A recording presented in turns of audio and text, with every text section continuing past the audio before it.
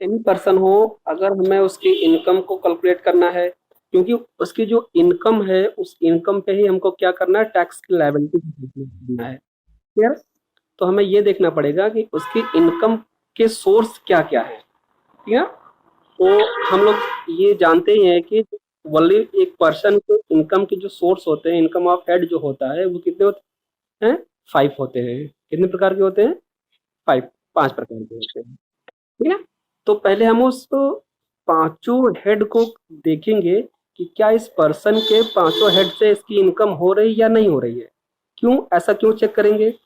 क्योंकि हर इनकम की अलग अलग डिडक्शन क्राइटेरिया है और हर इनकम की अलग अलग टैक्स लायबिलिटी है, टैक्स लिमिट है कि नहीं? जैसे सैलरी की अलग है, इनकम फ्रॉम हाउस की अलग है, इनकम फ्रॉम प्रॉपर्टी अलग है, अदर सोर्सेज अलग है ना, कैपिटल अलग है। तो ये चीजें हैं, इसलिए हमें सबकी पांचों हेड के इनकम को पहले कैलकुलेट कर लेना है। तो पहला हमारा जो स्टेप होगा किसी भी पर्सन की इनकम को कैलकुलेट करने का, पहला स्टेप क्या होगा, डिटर्मिनेशन ऑफ रेजिडेंशियल स्टेटस। सबसे पहले किसी पर्सन की हम निवासी स्थिति को कैलकुलेट करेंगे, वो रेजिडेंशियल है या नॉन रेजिडेंशियल है। दूसरा क्या है, classification of income under 5 head. अभी हमने बताया ना, सेकंड स्टेप हम लोग क्या लेंगे, उसके पांचों हेड की इनकम। 5 हेड क्या है, salary, income from house property, profit gain from business or profession, capital gain, income from. इन सभी पांचों को हम क्या करेंगे, उसकी इनकम को कैलकुलेट करेंगे कि 5 हेड से इनकम हो रही या नहीं हो रही है। क्लियर? नेक्स्ट क्या लेंगे step, compute income under each head applying the charging, पेमेंटिंग, प्रोविजन एंड प्रोवाइडिंग। ठीक है? इन सब चीजों को हम क्या करें, एग्जाम्पशन। इन सभी चीजों जो हमारी हेड है, उस हेड में क्या क्या एग्जम्प्ट हो रहा है, क्या क्या लिमिट है, क्या क्या प्रोवाइड है, वो सारी चीज हम क्या करेंगे, चेक करेंगे। जैसे स्टेप क्या दिया गया, अप्लाई द क्लबिंग प्रोविजन। जो भी प्रोविजन होगा डिडक्शन का, वो हम क्या करेंगे, अप्लाई करेंगे। नेक्स्ट स्टेप क्या होगा हमारा, सेट ऑफ कैरी फॉरवर्ड। जो अगले साल का बैलेंस होगा, वो लॉस हो या प्रॉफिट हो, कुछ भी हो, उसको हम क्या करेंगे, सेट ऑफ करेंगे। क्लियर? नेक्स्ट स्टेप हमारा क्या होगा, compute gross total income, GTI। तो क्या आएगा हमारा, ग्रॉस टोटल इनकम आएगा। क्लियर? ग्रॉस टोटल इनकम से लेस क्या करेंगे, deduction from gross total income under chapter 5A। मतलब कि ग्रॉस टोटल इनकम से सारे डिडक्शन को हम क्या करेंगे, माइनस करेंगे। क्या करेंगे, माइनस करेंगे। जब सारे डिडक्शन माइनस करेंगे तो एक्चुअल में हमें क्या निकल के आएगा, टोटल इनकम, TI। क्या आएगा, टोटल। क्लियर? यहाँ तक क्लियर? चलिए नेक्स्ट स्टेप पे आते हैं हम लोग।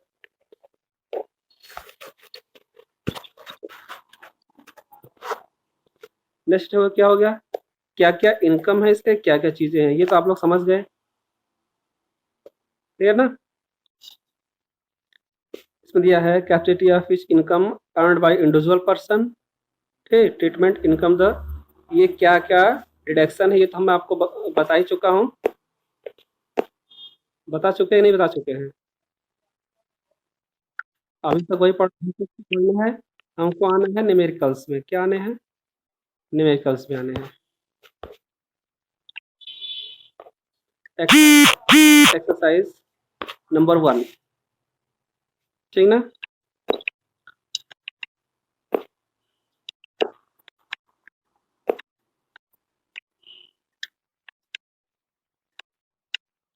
क्या निकालना हुआ, total income and tax liability. Question है हमारा,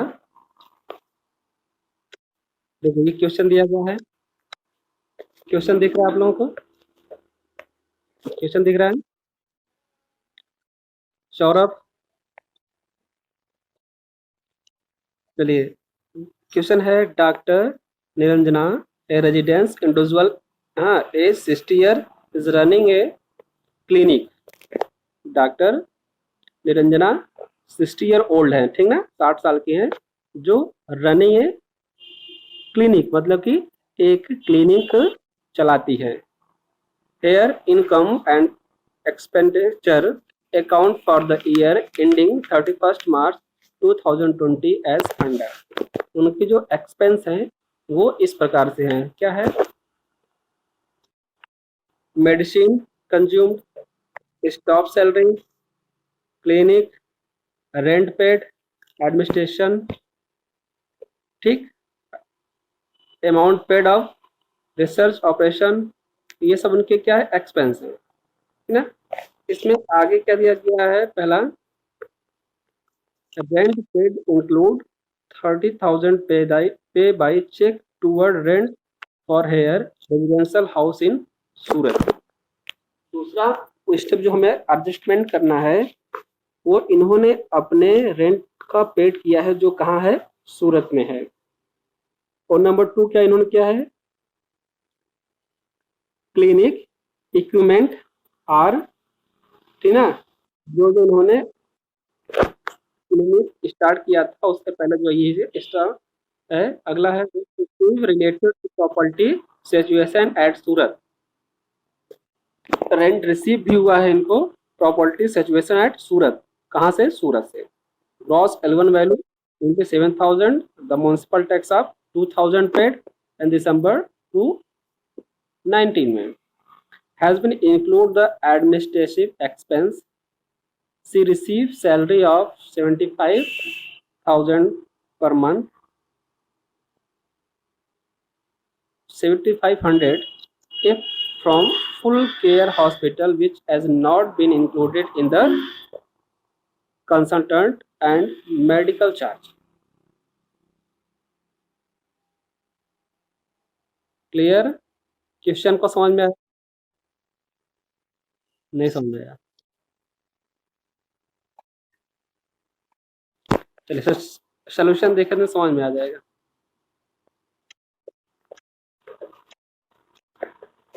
दिख रहा है सबको, हमें निकालना क्या है, computation of total income and tax liability of doctor Niranjana. Total income calculate करनी है और टैक्स की लायबिलिटी कैलकुलेट करनी है, ठीक है। तो सबसे फर्स्ट स्टेप क्या हमारा होता है, income from salary. First step क्या निकालेंगे, इनकम फ्रॉम सैलरी। सैलरी तो बेसिक सैलरी उनकी कितनी है, 7,500 रुपए। कितनी है, 7,500 रुपए उनकी बेसिक सैलरी है।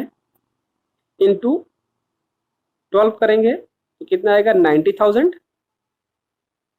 क्लियर, उसमें से लेस करेंगे स्टैंडर्ड डिडक्शन अंडर सेक्शन 16। क्या करेंगे, जो हमारे स्टैंडर्ड डिडक्शन है, मानक कटौती है सेक्शन 16 का, वो कितनी है, 50,000। कितनी है, 50,000। क्लियर, 50,000 माइनस करेंगे तो कितना आएगा, 40,000 आएगा। क्लियर, ये हो गया बेसिक सैलरी हो गई। अब आते हैं इनकम फ्रॉम हाउस प्रॉपर्टी की, जो इनकी इनकम है। इनकम फ्रॉम हाउस प्रॉपर्टी की इनकम है, ग्रॉस एनुअल वैल्यू कितनी थी, 27,000 थी। कितनी वैल्यू थी, 27,000 थी। उसमें से हम लेस क्या करेंगे, म्युनिसिपल टैक्स पेड। कितना पेड किया था, 2,000 रुपीज। कितना पेड किया, 2,000 रुपीज।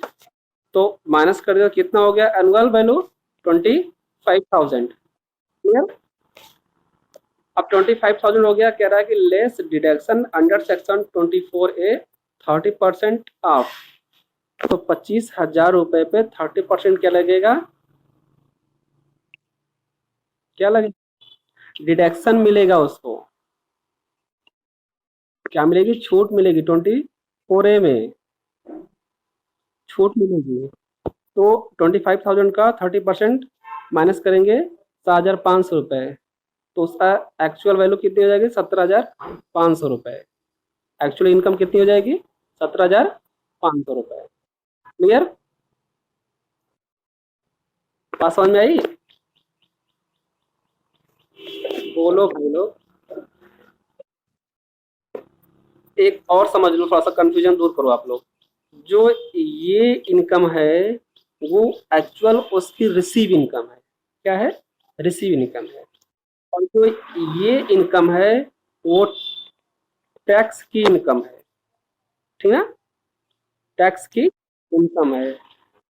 इनकम टैक्स एक्ट के अंतर्गत डिडक्शन काटने के बाद ही इनकम कैलकुलेट होता है। बात समझ में आई? हाँ। तो इसलिए हम लोग क्या कर रहे हैं, डिडक्शन को माइनस करके ही उसकी एक्चुअल इनकम को कैलकुलेट कर रहे हैं। क्लियर? अब अगला, income from profession. Third step क्या होगा? Income from profession. तो इसमें देखते हैं क्या करें। Net profit as per income and expense account कितना आया था? 4,40,400 रुपये, जो वहाँ क्वेश्चन में ऐड करके बताया गया था। ठीक है। अब क्या रहा? Less item of income to be traded separate. तो जो जो आइटम उनके पास थे उसके जो जो रेंट रिसीव होंगे वो क्या होंगे? लेस किए जाएंगे। पहला क्या था? रेंट रिसीव कितना हुआ था? 27,000 रुपये, divided from units of UTI 10,500, और evening from game show TV net and TDS. ये कहाँ से आ रहा है, पता चल रहा है आपको? ये यहाँ से आ रहा है। नेट प्रॉफिट 4,40,400 दिख रहा है। ये इनका बैलेंस शीट है। ठीक। ये बैलेंस शीट जानते हो ना? डेबिट साइड क्या होता है? एक्सपेंस होता है। क्रेडिट साइड क्या होता है? इनकम होती है। तो ये इनकी इनकम है, ये इनका एक्सपेंस है। ठीक। तो इनकम माइनस एक्सपेंस क्या हो जाएगा? नेट प्रॉफिट में आ रहा है। ठीक ना? प्रॉफिट कितना है? 4,40,400 रुपये। तो ये जो इनका एक्सपेंस है उसी को हम लोग अब यहाँ पे कैलकुलेट कर रहे हैं। Rent by 27,000। ये स्क्रीनशॉट ले सकते हो आप लोग। चलिए इधर आएंगे तो देखिए यहाँ पे रेंट रिसीव 27,000 रुपये, डिवाइडेड फ्रॉम 10,500। हाँ, विनिंग फ्रॉम गेम 35,000। अगला, इनकम टैक्स रिफंड 5,440 रुपये। तो टोटल कितना हो गया? माइनस 4,40,400 से ये टोटल एक्सपेंस माइनस किया गया, कितना बचा? 77,950 रुपये। ठीक। तो ये टोटल 77,000 आया एक्सपेंस। ऐसे इसमें से माइनस करेंगे 4,40,000 में से, तो कितना बचेगा? 3,62,450 रुपये। क्लियर? अब अलाउ एक्सपेंस, तो लेस अलाउेबल एक्सपेंस आपका है depression on clinic equipment, depreciation sorry, depreciation on clinic equipment. ठीक ना? तो जो जो क्लिनिक में आपके पास मशीनरी है, ठीक ना, लैब मशीनरी है, कोई भी एसेट है, तो एसेट में जो हरासमेंट होगा वो क्या होगा? एक्चुअल अमाउंट से माइनस होता है। एक्चुअल अमाउंट से माइनस होता है नहीं होता है? तो उसकी जो एक्चुअल कीमत है वो जब माइनस होगा, तो यहाँ पे एक्चुअल कीमत क्या है? 5,00,000 रुपए। तो उसकी जो डेप्रिसिएशन कितने लगेंगे? 15%। और 2,00,000 रुपए का 7.5%। ये हो जाएगा। तो भी हम क्या करेंगे, यहाँ पर माइनस करेंगे। तो माइनस करेंगे तो कितना आएगा? 1,65,000 रुपए। तो टोटल माइनस करेंगे कितना देगा? 1,97,450 रुपए। क्लियर? अब आगे आते हैं। अगला सिस्टम है added item of expenditure not available will computing business income. तो पहला क्या है? रेंट फॉर हेयर रेजिडेंशियल, ठीक ना, accommodation include in income and expense account तो जो 30,000 वहाँ पे दिया गया था क्वेश्चन में, वो plus municipal tax paid by relating to the residential house at Surat, तो कितना पेड किया गया था? 2,000 रुपये। तो टोटल अमाउंट कितना हो गया? 32,000 रुपये। क्लियर? तो 32,000 क्या हो जाएगा? इसमें ऐड हो जाएगा। क्या हो जाएगा? ऐड हो जाएगा। तो कितना हो जाएगा? 2,29,450 रुपये हो जाएगा। क्लियर? अब नेक्स्ट स्टेप आता है लास्ट वाला, income from other sources. Income from other sources की उसकी इनकम क्या अदर सोर्सेज पे थी या नहीं थी, वो कैलकुलेट करते हैं। तो interest on income tax refund, उसको इनकम टैक्स रिफंड से टीडीएस से 450 रुपये मिले थे, तो वो क्या होगी? उसकी इनकम हो जाएगी। डिवाइडेड फ्रॉम यूटीआई 10,500 मिला था, लेस एग्जेम्प्ट अंडर सेक्शन 1035। ठीक है? तो देखो 10,000, इस पॉइंट को ध्यान से समझो, ये बहुत इंपॉर्टेंट समझो इसको। डिवाइडेड फ्रॉम, उसको लाभांश मिला, उन्होंने कंपनी में कहीं एक्सपेंस किया था तो उस कंपनी में उनको लाभांश मिला, डिवाइडेड मिला। ठीक ना? यूटीआई, तो यूटीआई क्या है? उसकी इनकम है। क्या है?